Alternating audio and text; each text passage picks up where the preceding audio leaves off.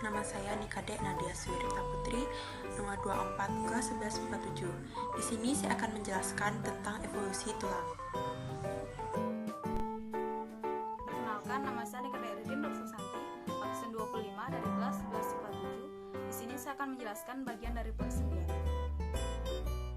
Perkenalkan, nama saya Nindu Putu Sri Laksmi, nomor absen 27. Perkenalkan, nama saya Nimade Dina Indrayani, nomor absen 28 dari kelas 11 MIPA 7. Kami dari kelompok 4 akan menjelaskan materi mengenai sistem gerak pada manusia. Perkenalkan, nama saya Niwayan Yogyasti Maharani, nomor absen 29, kelas 11 MIPA 7. Di sini saya akan menjelaskan bagian jenis dan fungsi otot. Perkenalkan, nama saya Senyuman Hidayat Mega Arta, nomor absen 38 dari kelas 11 MIPA 7. Pada video kali ini saya akan menjelaskan mengenai kelainan pada sistem gerak dan teknologi untuk membantu kelainan pada sistem gerak. Baik, di sini saya akan menjelaskan mengenai susunan tulang dan rangka pada manusia. Rangka merupakan alat gerak pasif pada manusia. Mengapa dikatakan alat gerak pasif? Karena rangka hanya berfungsi sebagai tempat melekatnya otot. Nah, komponen yang bisa menggerakkan rangka adalah otot itu sendiri. Lalu, bagaimana susunan rangka manusia beserta fungsinya?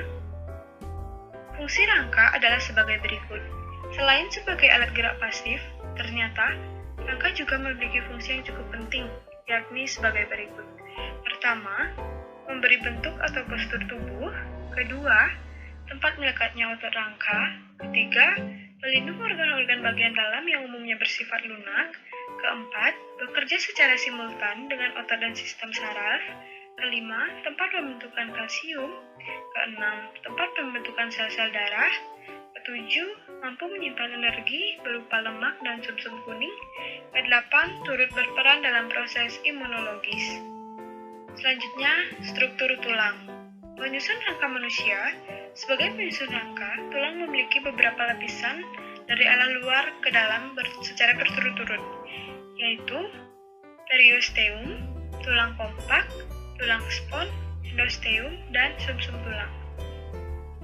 Pertama, periosteum adalah lapisan terluar tulang keras yang terdiri dari jaringan ikar fibrosa. Kedua, tulang kompak merupakan lapisan yang memiliki tekstur padat, halus, sedikit berongga, dan kuat. Ketiga, tulang spons merupakan lapisan yang berongga dan berisi sumsum merah. Keempat, endosteum merupakan lapisan yang terdiri dari jaringan areola vaskuler yang melapisi sumsum. Kelima, sumsum tulang merupakan bagian tulang yang paling dalam yang berbentuk seperti jeli dan berfungsi sebagai tempat pembentukan sel-sel darah merah. Selanjutnya, saya akan jelaskan mengenai kategori tulang. Tulang dibedakan berdasarkan zat penyusunnya, yaitu pertama, tulang rawan atau kartilago. Contohnya, pada bagian persendian, daun telinga, kuping, hidung, dan ruas-ruas tulang belakang. Bersifat elastis dan lentur, tersusun atas sel tulang rawan atau kondrosit yang mengeluarkan matriks atau kondrin berupa hyalin dan kolagen. Ruang antar sel tulang rawan banyak mengandung zat perekat dan sedikit zat kapur. Kedua, tulang keras atau osteon. Tersusun dari jaringan tulang keras yang terdiri dari sel-sel tulang atau osteosit yang berbentuk lingkaran. Di tengah-tengah sel tulang terdapat saluran Hebers. Di dalam saluran Hebers terdapat pembuluh kapiler yang berfungsi untuk mengangkut sari makanan dan oksigen pada sel tulang. Mengandung banyak zat kapur atau kalsium dan sedikit zat perekat. Proses pengerasan tulang disebut penulangan atau osifikasi. Sel-sel tulang keras yang telah mati akan membentuk rongga bekas sel tulang yang disebut laguna. Tulang dibedakan berdasarkan bentuknya, yaitu pertama, tulang pipa. Misalnya, tulang paha, tulang betis, tulang kering. Bentuknya silindris dan berlubang di bagian tengah, berisi sumsum merah dan sumsum kuning. Berfungsi untuk tempat pembentukan sel darah merah. Kedua, tulang pipih. Misalnya, tulang rusuk, tulang belingkat, dan tulang tengkorak. Berisi sumsum merah dan berfungsi untuk melindungi bagian tubuh yang ada di bawahnya. Ketiga, tulang pendek. Misalnya, tulang pangkal tangan, tulang pangkal kaki, dan dan ruas tulang belakang. Bentuknya bulat pendek, berisi sumsum merah, berfungsi untuk tempat pembentukan sel darah merah dan sel darah putih. Keempat, tulang tak beraturan. Bentuknya tidak beraturan. Contohnya, tulang rahang, tulang kepara, ruas-ruas tulang belakang. Bayi mempunyai tulang lebih banyak daripada orang dewasa, yakni sebanyak 270 tulang. Alasannya adalah karena saat proses pertumbuhan bayi, terdapat tulang menyatu menjadi tulang tunggal. Misalnya saja ada tulang tengkorak bayi. Sementara orang dewasa hanya memiliki sebanyak 260 tulang. Dilanjutkan dengan rangka anggota gerak. Rangka anggota gerak dibagi menjadi dua, yaitu pertama, anggota gerak atas atau sepasang tulang tangan, terdiri dari tulang lengan atas, tulang hasta, tulang pengumpil, dan tulang pergelangan tangan. Anggota gerak bawah atau sepasang tulang kaki, terdiri dari tulang paha, tulang tempurung lutut, tulang kering, tulang pergelangan kaki, tulang tumit, tulang telapak kaki, dan tulang jari-jari kaki. Bagian dalam rongga tengah tulang yang berbentuk seperti jaringan halus berongga disebut dengan sumsum tulang. Ada dua macam sumsum tulang, yaitu sumsum tulang merah atau medulla ossea rubra dan sumsum tulang kuning atau medulla osseum flava. Pada tulang manusia terdapat dua macam sumsum tulang, antara lain pertama, sumsum tulang merah atau medulla osseum rubra, merupakan tempat pembuatan sel darah merah. Pada anak-anak, sumsum merah terdapat pada tulang tengkoraknya, dan pada orang dewasa, sumsum merah terdapat antara lain pada tulang tengkorak, ruas tulang belakang, dan tulang rusuk. Kedua, sumsum tulang kuning atau medulla osseum flava terdapat pada tulang anggota gerak orang dewasa. Sumsum kuning ini terbentuk dari campuran sel jaringan ikat, misalnya jaringan lemak dan sumsum merah. Di sini saya akan menjelaskan tentang evolusi tulang terkait materi sistem gerak pada manusia. Tahap pertama, epifisis adalah ujung dari tulang panjang. Pelat tumbuhan adalah tempat menyimpan tulang baru diafisis sehingga tulang dapat tumbuh. Diafisis adalah tempat menyimpan air yang disimpan di dalam tulang baru. Tahap kedua, epifisis juga sebagai pusat ossifikasi sekunder yang membantu pertumbuhan tulang jangka panjang dan membentuk tulang. Pelat tumbuhan ini juga terus bekerja untuk menyimpan tulang di permukaan diafisis pelat tumbuhan. Tahap ketiga, penyatuan antara epifisis, pelat tumbuhan, dan diafisis ini diubah menjadi tulang kontinu. Diafisis juga disebut sebagai tulang poros. Selanjutnya, kita akan membahas evolusi tulang pada manusia yang terdiri dari 3 fase. Yang pertama, pada bayi baru lahir, ujung dari tulang panjang epifisis terbuat dari tulang rawan. Antara tulang poros dan epifisis, area yang disebut pelat pertumbuhan memproduksi tulang rawan untuk memperpanjang tulang. Fase kedua, pada anak-anak, pengerasan berlanjut dengan pembentukan ossifikasi sekunder berpusat di epifisis yang memungkinkan tulang tumbuh panjang. Fase ketiga, proses berakhir ketika seseorang mencapai usia 18 tahun. Epifisis, pelat pertumbuhan, dan tulang poros bersatu dan mengeras menjadi tulang yang kontinu. Nah, sekarang kita akan masuk pada bagian persendian. Persendian merupakan struktur di mana 2 atau lebih tulang bergabung, baik secara langsung atau dengan ikatan berserabut yang disebut dengan ligamen. Hampir semua persendian, seperti pada lutut, merupakan sendi sinovial. Sendi sinovial juga sering disebut dengan sendi diartrosis, merupakan pertemuan atau persambungan antar tulang yang memungkinkan tulang melakukan gerakan secara bebas. Contohnya seperti sendi peluru, sendi engsel, sendi putar, sendi geser, dan sendi planar. Nah, selanjutnya kita akan membahas mengenai komponen sendi. Yang pertama ada ligamen, yaitu membran berupa pita yang terangkai dari serabut-serabut liat yang merangkaikan tulang agar berpadu dengan sendi dan menghalangi kejadian dislokasi sendi dan tulang saat bergerak. Dislokasi terjadi ketika sendi mengalami benturan atau tekanan yang keras. Kondisi yang dapat menyebabkan dislokasi antara lain Pertama ada terjatuh, misalnya akibat terpleset, lalu kecelakaan kendaraan bermotor. Berikutnya ada kapsula sendi, yaitu lembaran berserabut yang menyelimuti sendi juga berperan sebagai perantara dua tulang pada sendi. Lalu ketiga ada tulang rawan, yaitu lembaran tulang yang menyelimuti kedua ujung tulang, berperan untuk melindungi tulang dari hantaman maupun gesekan saat bergerak. Keempat ada selaput sinovial, yaitu untuk melindungi cairan sinovial stabil pada areanya. Kelima ada cairan sinovial, yang berperan sebagai peredam gerak dan pelumas yang menguatkan sendi untuk bereaksi secara bebas dalam arah yang akurat. Lanjut, kita akan membahas mengenai jenis-jenis sendi. Tubuh manusia memiliki 3 jenis sendi utama. Macam-macam sendi utama ini dikelompokkan berdasarkan jenis gerakannya, yakni pertama ada sendi mati atau sinartrosis.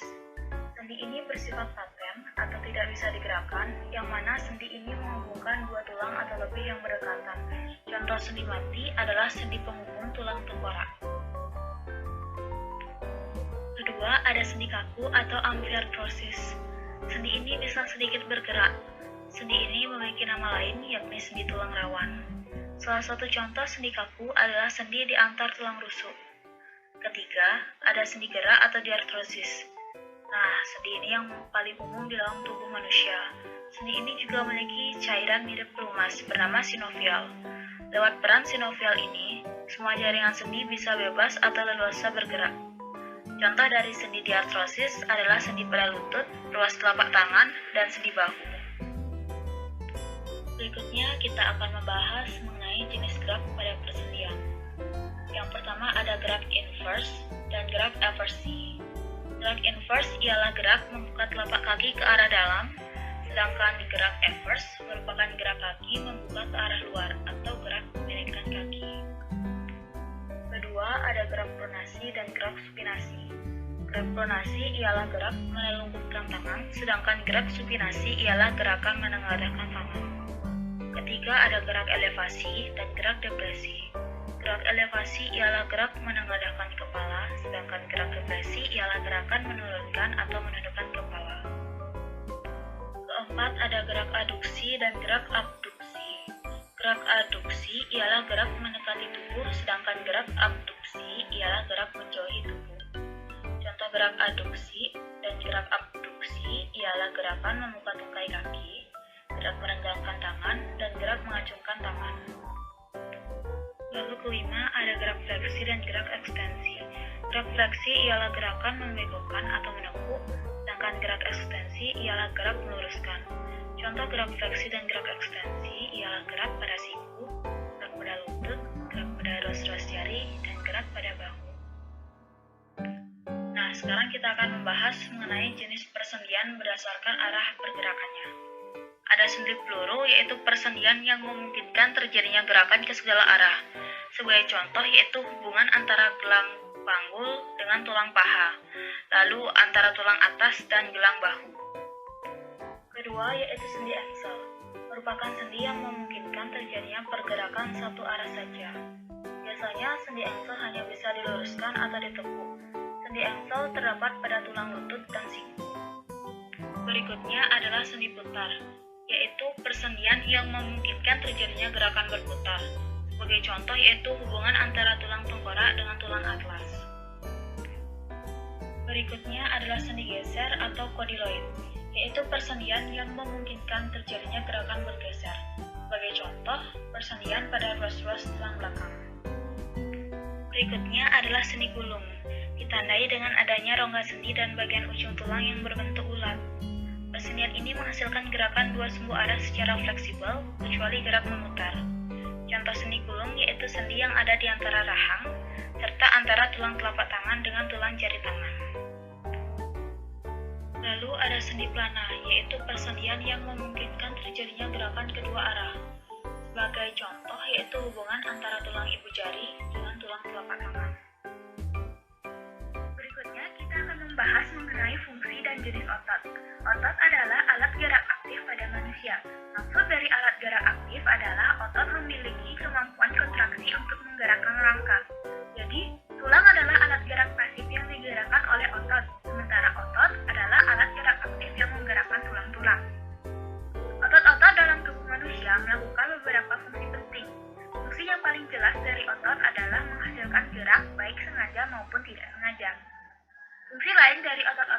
tubuh manusia adalah membantu sistem peredaran darah manusia, membantu pernafasan manusia, membantu dalam proses pencernaan manusia, membantu dalam proses reproduksi manusia, menjaga keseimbangan tubuh, dan juga mengatur postur tubuh.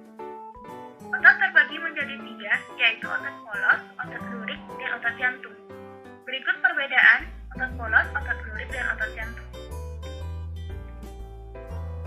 Otot lurik memiliki bentuk yang memanjang silindris, memiliki banyak inti di bagian tepi, geraknya sadar, memiliki reaksi yang cepat dan mudah lelah. Sementara otot polos memiliki bentuk seperti gelendong dengan satu inti di tengah sel, bergerak secara tidak sadar, reaksinya lambat dan tidak mudah lelah. Otot jantung memiliki bentuk mirip dengan otot lurik, tetapi kerjanya mirip dengan otot polos, yaitu secara tidak sadar. Artinya, walaupun kita tidur atau pingsan, dia akan tetap bekerja. Saya akan menjelaskan jenis dan macam-macam gerakan otot. Macam-macam gerak otot dibagi menjadi 8. Yang pertama adalah fleksi. Fleksi adalah gerakan mengurangi sudut antara dua tulang. Maksudnya gimana sih? Singkatnya, fleksi itu bisa disebut gerakan mendekatkan dua bagian tubuh. Misalnya ketika kita menekuk kaki. Lawan dari fleksi adalah ekstensi. Ekstensi adalah menambah sudut antara dua tulang, atau bisa juga dibilang ekstensi itu menjauhkan dua bagian tubuh. Contohnya adalah ketika kita meluruskan kaki setelah menekuknya. Yang ketiga, ada gerakan abduksi. Abduksi adalah gerakan menjauhkan anggota tubuh dari titik tengah tubuh. Contohnya adalah ketika kita mengangkat lengan ke atas. Lawan dari abduksi adalah aduksi. Aduksi adalah gerakan mendekatkan anggota tubuh ke titik tengah tubuh. Contohnya adalah ketika kita menurunkan kembali tangan setelah diangkat ke atas. Yang kelima ada depresi. Depresi adalah gerak otot yang menurunkan anggota tubuh. Kebalikan depresi adalah elevasi. Elevasi adalah gerakan yang menaikkan anggota tubuh. Contoh dari gerakan depresi dan elevasi adalah ketika kita mengangkat bahu ke atas. Yang ketujuh ada rak supinasi. Supinasi adalah gerakan otot yang memutar lengan atau kaki sehingga telapak tangan mengarah ke atas. Sedangkan pronasi adalah gerakan otot lengan bawah yang membuat telapak tangan mengarah ke bawah. Gerak otot dan macam-macamnya. Gerakan otot terbagi menjadi 2 jenis. Yang pertama, ada gerak sinergis. Gerak sinergis adalah gerakan otot yang bekerja secara searah. Jadi, apabila otot yang satunya berkontraksi, maka otot yang lainnya juga ikut berkontraksi. Contohnya adalah kerjasama antara otot pronator teres dan otot pronator quadratus. Yang kedua adalah gerak antagonis. Gerak antagonis adalah gerakan dua otot yang bekerja sama secara berlawanan. Jadi, ketika otot yang satunya berkontraksi, maka otot yang satunya akan relaksasi. Contohnya adalah kerjasama antara otot bicep dan otot tricep. Selanjutnya kita akan membahas mengenai kelainan pada sistem gerak. Jika kita berbicara mengenai kelainan pada sistem gerak, terdapat banyak sekali jenis-jenis kelainan yang ada di dunia ini. Namun saya akan memberikan beberapa contoh dari kelainan-kelainan pada sistem gerak dengan membagi kelainan pada sistem gerak menjadi 4. Yang pertama ada kelainan pada tulang, yang kedua adalah kelainan pada tulang belakang, yang ketiga adalah kelainan pada sendi, dan yang keempat adalah kelainan pada otot. Yang pertama adalah kelainan pada tulang. Di sini saya memberikan 3 contoh kelainan pada tulang yang sering terjadi di masyarakat umum. Yang pertama adalah fraktura. Fraktura adalah kondisi tulang mengalami retak atau patah tulang yang umumnya terjadi akibat benturan, kelebihan beban, tekanan, dan lain sebagainya. Fraktura dapat dibedakan menjadi 4 jenis, yaitu fraktura sederhana adalah keretakan tulang yang tidak mengenai organ-organ di sekelilingnya. Fraktura kompleks atau menjemuk adalah keretakan tulang yang mengenai organ-organ di sekitarnya. Selanjutnya adalah fraktura green stick adalah ketika petah tulang tidak memisahkan tulang menjadi 2 bagian. Fraktura comminuted adalah ketika tulang retak menjadi beberapa bagian, tetapi masih tetap tertahan di dalam otot. Selanjutnya adalah rakitis. Rakitis adalah kelainan pertumbuhan tulang pada anak yang disebabkan oleh kekurangan vitamin D. Rakitis dapat menyebabkan tulang menjadi lunak dan rapuh, sehingga mudah patah. Rakitis ditandai dengan adanya gejala seperti nyeri di tulang belakang, tulang tungkai, dan tulang punggul. Kelainan pada tulang, misalnya kaki bengkok, kaki X, kaki O, atau skoliosis.